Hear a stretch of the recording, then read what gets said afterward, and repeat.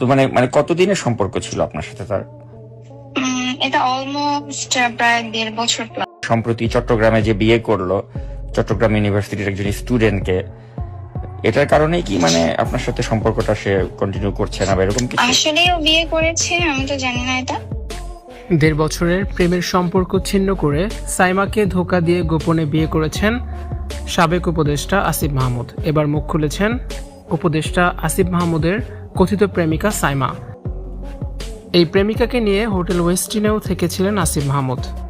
Viewers, পুরো ভিডিওটি শুরু থেকে শেষ পর্যন্ত দেখে অবশ্যই আপনার মতামতটি জানিয়ে দিন। সম্প্রতি একটি পডকাস্ট শোতে উপদেষ্টা আসিফ মাহমুদ জানান 8 মাস আগে তিনি গোপনে বিয়ে করেছেন, তবে বিয়ের খবর কাউকে তিনি জানাননি। আসিফের বিয়ের খবরে রীতিমতো চাঞ্চল্যের সৃষ্টি হয় সোশ্যাল মিডিয়ায়। এবার আসিফের কথিত প্রেমিকা সাইমা মুখ খুলেছেন। উপদেষ্টা হওয়ার পরপরই সাইমার সাথে আসিফের প্রেমের সম্পর্ক শুরু হয়। 1.5 বছর প্রেমের সম্পর্কে ছিল তারা। সাইমাকে নিয়ে হোটেল ওয়েস্টিনেও থেকেছেন আসিফ মাহমুদ। সে সময় নেট মাধ্যমে দুজনের ছবিও ভাইরাল হয়েছিল। সাইমা বলেন, কোনো কারণ ছাড়াই আসিফ মাহমুদ তার সাথে সম্পর্ক ছিন্ন করে ফেলে, তাকে ব্লক করে দেয়।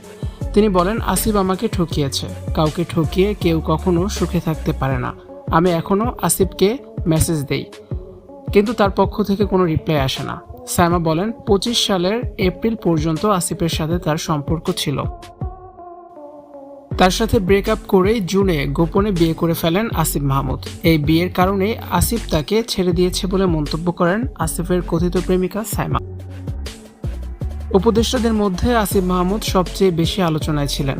শত নারীর ক্রাশে পরিণত হয়েছিলেন আসিফ মাহমুদ। অনেকেই তাকে বিয়ে করার স্বপ্ন দেখতে শুরু করেন। তবে আসিফ মাহমুদ গোপনে বিয়ে করে নতুন জীবন শুরু করেছেন। আসিফের বিয়ে গোপন রাখার পেছনে বড় রহস্য লুকিয়ে আছে।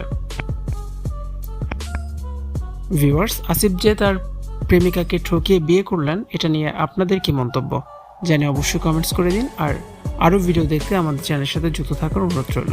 ভিডিওটি দেখার জন্য আবারও ধন্যবাদ।